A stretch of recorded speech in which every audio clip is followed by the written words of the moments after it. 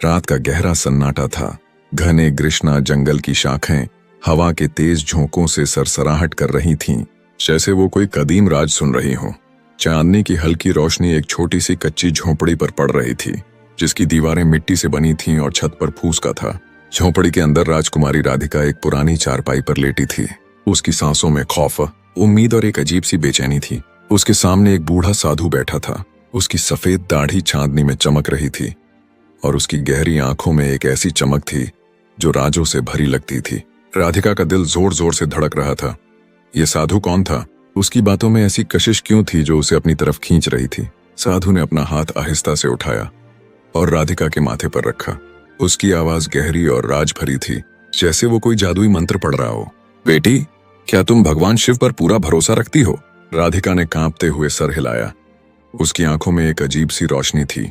साधु ने मुस्कुराकर अपनी झोली से एक चमकता हुआ पत्थर निकाला, जो हीरे से भी ज्यादा दमक रहा था। उसकी रोशनी झोंपड़ी की दीवारों पर रक्स कर रही थी, जैसे उसमें कोई आसमानी ताकत छुपी हो। ये पत्थर तुम्हारी तकदीर बदल देगा, लेकिन इसके बदले तुम्हें अपना दिल देना होगा। राधिका चौंक पड़ी। दिल? उसने पूछा। उसकी आवाज में हैरत और खौफ मिला हुआ था। साधु ने उसकी आंखों में गहराई से देखा और बोला, हाँ, दिल। न सिर्फ अपनी वफादारी बल्कि अपनी हर सांस भगवान के नाम कर दो और शायद कुछ मेरा भी हो जाए। राधिका का दिल धक से रह गया। उसकी बातों में एक ऐसी सच्चाई थी जो उसके दिल को छू रही थी। क्या ये साधु कोई आम इंसान था या भगवान शिव का भेजा हुआ कोई फरिश्ता? ये लम्हा उसकी जिंदगी का वो मोड़ था जो उसे एक राजकुमारी से एक ऐसी औरत तक ले गया जिसकी कहानी सुनकर लोग दंग रह जाते हैं। राजा का सवाल और सज्जा। एक अजीम सल्तनत विजयनगर थी, जिसका राजा धर्मेंद्र अपनी शान और शौकत और अदल इंसाफ के लिए मशहूर था।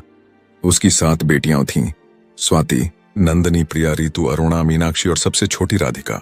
राधिका अपनी खूबसूरती और नेकदिली के लिए जानी जाती थी। उसके लंबे स्याह बाल झरने की तरह लहराते थे और उसकी आंखों में भगवान शिव की मोहब्बत की चमक थी। जब वो राजमंदिर के बागों में चलती तो फूल उसकी तरफ झुकते, और जब वो भजन गाती तो परिंदे खामोश होकर सुनते। राजा को बेटे की ख्वाहिश थी, लेकिन भगवान ने उसे 7 बेटियां अता की। वो अपनी बेटियों से प्यार करता था, लेकिन अपनी सल्तनत की अजमत पर फख्र भी करता था। एक दिन राजा बहुत खुश था। उसने अपने राजमंदिर के दीवान खाने में एक शानदार महफिल सजाई। सोने चांदी से जरा तख्त जगमगा रहा था और दीवान खाना रंग बिरंगे फूलों, रेशमी पर्दों और मोमबत्तियों की रोशनी से भरा था। राजा ने मुस्कुराते हुए अपनी 7 बेटियों को बुलाया और कहा, बेटियों, आज मैं तुमसे एक सवाल पूछता हूँ। जो मुझे सबसे अच्छा जवाब देगी उसे उसकी मर्जी का इनाम मिलेगा। बताओ, तुम किसका दिया खाती हो? 6 बड़ी बेटियों ने फौरन जवाब दिया। स्वाति ने कहा, पिताजी, हम आपका दिया खाती हैं और आपका ही दिया पहनती हैं। आपकी सल्तनत ही हमारी जिंदगी है। नंदनी से मीनाक्षी तक सबने यही कहा। हर एक राजा की खुशनुदी की कोशिश में थी। राजा यह सुनकर बहुत खुश हुआ। उसने 6 बेटियों को सोने चांदी के जेवरात, रेशमी साड़ियां और उनकी पसंद की चीजें इनाम में दी। दीवान खाने में तालियां गूंज उठीं और दरबारियों ने राजा की तारीफ की। मगर जब राधिका की बारी आई, वो आहिस्ता से उठी। उसने सर झुकाए हुए नरम लेकिन पुरएतमाद आवाज में कहा, पिताजी, मैं भगवान शिव का दिया खाती हूँ और अपनी किस्मत का पहनती हूँ। मेरी हर सांस, हर लम्हा भगवान की रहमत से है। आपकी सल्तनत भी भगवान की दी हुई है और मैं उसका शुक्र अदा करती हूँ। उसकी आवाज में सच्चाई थी और उसके चेहरे पर एक अजीब सा सुकून था। दीवान खाने में सन्नाटा छा गया। राजा का चेहरा गुस्से से सुर्ख हो गया। उसे लगा कि राधिका ने उसकी नाशुक्रगुजारी की है। वो तख्त से उठा और चलाया। राधिका, तुम कहती हो कि मेरी सल्तनत का कोई मोल नहीं? तुमने मेरी तौहीन की है, तुम्हें सजा मिलेगी। राधिका ने कहना चाहा कि उसका मतलब तौहीन नहीं था, लेकिन राजा गुस्से में अंधा हो चुका था। उसने सिपाहियों को हुक्म दिया, राधिका के सारे जेवर और शाही लिबास छीन लो। उसे खस्ताहाल कपड़ों में कृष्णा जंगल में तन्हा छोड़ दो। मैं देखता हूँ कि वो भगवान का दिया कैसे खाती है। जंगल में राधिका। सिपाहियों ने राधिका को घोड़ों पर बिठाकर कृष्णा जंगल के बीच ले गए। सूरज गुरूब हो रहा था और जंगल की घनी छांव में एक अजीब सी खामोशी थी। सिपाहियों ने राधिका को एक बड़े पीपल के दरख्त के नीचे छोड़ दिया और वापस चले गए। उसकी साड़ी शाखों में फंसकर और भी फट गई थी।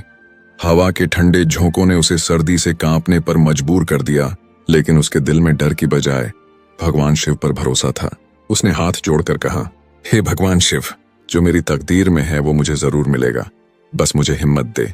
कृष्णा जंगल में घने दरख्तों की शाखें आसमान को छू रही थीं। परिंदों की आवाजें बंद हो रही थीं और रात का तारीक अंधेरा फैल रहा था। दूर से जंगल के जानवरों की हल्की सी आवाजें आ रही थीं, लेकिन राधिका ने अपने दिल को मजबूत किया। वो आगे बढ़ी। उसके जख्मी पांव जमीन पर खून के निशान छोड़ रहे थे। अचानक उसकी नजर एक छोटी सी कच्ची झोंपड़ी पर पड़ी। झोंपड़ी की दीवारें मिट्टी की थीं और उसकी छत पर फूस का बना था। बाहर एक बकरी बंधी थी जो आहिस्ता से मिमिया रही थी। झोंपड़ी से खांसी की आवाजें आ रही थीं जो रात के सन्नाटे में गूंज रही थीं। राधिका ने दरवाजे पर दस्तक दी, मगर कोई जवाब न आया। वो आहिस्ता से अंदर दाखिल हुई। वहां एक पुरानी चारपाई पर एक बूढ़ा साधु लेटा था। उसकी सफेद दाढ़ी जमीन को छू रही थी और वो खांस रहा था। उसकी आंखें बंद थीं और वो पानी मांग रहा था। राधिका ने कोने में एक मटका देखा, उससे पानी भरा और साधु को पिलाया। साधु ने आहिस्ता से आंखें खोलीं और राधिका को देखा। उसकी आंखों में एक अजीब सी चमक थी, जैसे वो उसके दिल की बात जानता हो। बेटी, तुम कौन हो और इस कृष्णा जंगल में क्या कर रही हो? साधु ने कमजोर आवाज में पूछा। राधिका ने अपनी कहानी सुनाई कि कैसे उसके बाप ने उसे भगवान पर भरोसा करने की सजा दी। उसकी आवाज में दर्द था, लेकिन उसके चेहरे पर एक अजीब सा सुकून भी था। साधु ने मुस्कुराकर कहा, भगवान शिव की माया अजीब है। तुम इसे अपनी झोंपड़ी समझो। मैं सुबह प्रीतमपुर जा रहा हूँ। वहां मेरा एक छोटा सा आश्रम है। 8 दिन बाद वापस आऊंगा। खाने के लिए दाल, चावल और बकरी का दूध है। करीब ही नदी है, वहां से पानी ले सकती हो। राधिका ने हाथ जोड़कर उसका शुक्रिया अदा किया और उसके दिल में एक अजीब सा सुकून उतर आया। साधु की रहनुमाई और लालों का राज। सुबह साधु प्रीतमपुर चला गया। राधिका ने झोंपड़ी को साफ किया, बकरी का दूध निकाला, आधा अपने लिए रखा और आधा मिट्टी के बर्तन में डालकर बाहर रख दिया ताकि कोई भूखा जानवर पी सके। वो थक कर चारपाई पर लेट गई। उसकी आंखों के सामने साधु का चेहरा घूमने लगा। उसकी राज भरी मुस्कान, गहरी आंखें और भगवान वाली बातें उसके दिल को छू रही थीं। राधिका सोच रही थी कि ये साधु कोई आम इंसान नहीं, शायद भगवान ने उसे उसकी मदद के लिए भेजा है। रात को वो सो गई। सुबह उठी तो देखा दूध का बर्तन खाली है और उसके पास एक चमकता हुआ लाल पड़ा है। लाल इतना खूबसूरत था कि हीरे से भी कीमती लगता था और उसके करीब सांप के निशान थे। राधिका को याद आया कि बचपन में उसने सुना था कि जब कोई नायाब सांप खुश होता है तो वो एक कीमती लाल छोड़ जाता है। उसने लाल संभाल लिया। अगली रात उसने फिर दूध रखा और सुबह एक और लाल मिला। हर रात जब राधिका दूध रखती, वो साधु के बारे में सोचती। उसका दिल कहता था कि ये लाल कोई इत्तेफाका नहीं, शायद साधु की दुआओं का करिश्मा है। 8वें दिन साधु वापस आया। उसके हाथों में सोने चांदी के सिक्कों से भरी एक थैली थी। उसने बताया कि 3 लालों को बेचने से इतनी दौलत मिल गई है कि एक शानदार राजमंदिर बनाया जा सकता है। राधिका की आंखों में चमक आ गई। उसने कहा, साधु बाबा, ये भगवान की रहमत है। ये राजमंदिर गरीबों के लिए पनाहगाह, एक आश्रम होगा। साधु ने मुस्कुराकर कहा, बेटी, तुम्हारा दिल सोने का है, चलो ये सफर शुरू करें। राधिका ने बाकी 4 लाल एक माला में पिरोकर गले में पहन लिए, जो उसके सीने पर जगमगा रहे थे। साधु ने उसे देखा और बोला, बेटी, ये सफर अभी शुरू है। भगवान ने हमारे रास्ते जोड़ दिए हैं। क्या तुम तैयार हो? राधिका ने शर्माते हुए कहा, हाँ, अगर भगवान की मर्जी है तो मैं तैयार हूँ। उसकी आवाज में एक अजीब सी गर्मी थी, जैसे उसका दिल साधु की तरफ खींच रहा हो। राजमंदिर की रौनक और फैक्ट्री। अगले कुछ महीनों में कृष्णा जंगल एक निर्माण स्थल में बदल गया। मजदूर दिन रात काम करते और राधिका खुद हर काम की निगरानी करती। वो सुबह सवेरे उठती, मजदूरों के लिए खाना तैयार करती और उनके साथ बैठकर बातें करती। साधु भी उसके साथ रहता। कभी मजदूरों को पानी पिलाता, कभी रात को आग के चारों तरफ बैठकर भगवान शिव के भजन गाता। उसकी आवाज ऐसी थी कि कृष्णा जंगल के परिंदे भी खामोश होकर सुनते। राधिका जब उसे भजन गाते हुए देखती तो उसका दिल एक अजीब से सुकून से भर जाता। वो सोचती, ये साधु कौन है? उसकी आवाज में क्यों इतनी कशिश है? आखिरकार राजमंदिर तैयार हो गया। एक शानदार इमारत जिसकी दीवारें सोने की कढ़ाई से सजी हुई थीं। ऊंचे मीनार आसमान को छू रहे थे और बागीचों में रंग बिरंगे फूल खिल रहे थे, जिनकी खुशबू हवा में घुल रही थी। राजमंदिर के बीचों बीच एक छोटा सा मंदिर बनाया गया, जहां भगवान शिव की मूर्ति सजाई गई। मूर्ति के सामने एक दिया हर वक्त जलता रहता और उसकी रोशनी से राधिका के चेहरे पर एक अलौकिक नूर आ जाता। राधिका हर सुबह मंदिर में पूजा करती, चंदन का टीका लगाती और फूल चढ़ाती। साधु उसके साथ मंत्र पढ़ता और उन लम्हों में राधिका के दिल में एक अजीब सी हलचल होती। वो साधु की तरफ देखती और उसकी आंखों में एक गहरा राज झलकता। राधिका ने राजमंदिर के करीब एक कपड़े की फैक्ट्री लगाई। उसने कृष्णा जंगल के आसपास के गरीब गांव वालों को काम पर रखा। औरतें रेशमी साड़ियां बनाती, जिन पर जरी के धागों से सितारे और फूल खड़े जाते। मर्द धागा कातते और बच्चे फूलों की मालाएं बनाते जो मंदिर में चढ़ाई जाती। राधिका हर एक की खबर रखती। वो बच्चों के लिए खाना बनाती और सबकी परेशानियां सुनती। उसकी दियानतदारी की वजह से लोग उसे देवी माँ कहने लगे। देखते ही देखते कृष्णा जंगल एक छोटा सा शहर बन गया, जहाँ गलियों में हंसी की आवाजें गूंजती और हर घर के दरवाजे पर भगवान शिव की मूर्ति रखी जाती। एक शाम जब राधिका फैक्ट्री से थक कर वापस आई, साधु मंदिर के बाहर बैठा भजन गा रहा था। भगवान के दरबार में दिल से दिल मिलता है, मोहब्बत की डोरी से तकदीर बदलता है। राधिका रुक गई और सुनने लगी। साधु की आवाज ऐसी थी जैसे वो उसके दिल की बात कह रहा हो। जब भजन खत्म हुआ, साधु ने उसकी तरफ देखा और कहा, बेटी क्या तुमने मोहब्बत की ताकत को समझा है? राधिका के दिल की धड़कन तेज हो गई। उसने शर्माते हुए कहा, साधु बाबा, मोहब्बत तो भगवान की इबादत है ना? साधु ने मुस्कुरा कर कहा, हाँ, लेकिन कभी कभी भगवान दिल से दिल जोड़ देता है। क्या तुम इसके लिए तैयार हो? राधिका के चेहरे पर शर्म की लाली फैल गई। वो कुछ कहे बगैर राजमंदिर की तरफ चल दी, लेकिन उसका दिल साधु की बातों में उलझा रहा। वो रात भर सो न सकी। उसके जहन में साधु की गहरी आंखें और राजभरी मुस्कान घूमती रही। एक रात जब चांदनी रात में राजमंदिर के बाग फूलों की खुशबू से महक रहे थे, राधिका बाग में टहल रही थी। साधु एक पीपल के दरख्त के नीचे मुराकबा कर रहा था। उसके चेहरे पर एक अजीब सा नूर था। राधिका ने हिम्मत करके उसके पास बैठकर पूछा, साधु बाबा, आप कौन हैं? आपकी आंखों में एक कहानी छुपी है जो आप बताते नहीं। साधु ने गहरी सांस ली और बोला, बेटी, मेरा माजी एक बोझ है। मेरा नाम विवेक है और मैं कभी एक राजकुमार था, एक अजीम सल्तनत का वारिस। लेकिन मैंने एक ऐसी लड़की से मोहब्बत की जो मेरी सल्तनत के लायक नहीं थी। मेरे बाप ने उसे सजा दी और वो जंगल में गुम हो गई। मैं उसे न बचा सका और उस दर्द ने मुझे साधु बना दिया।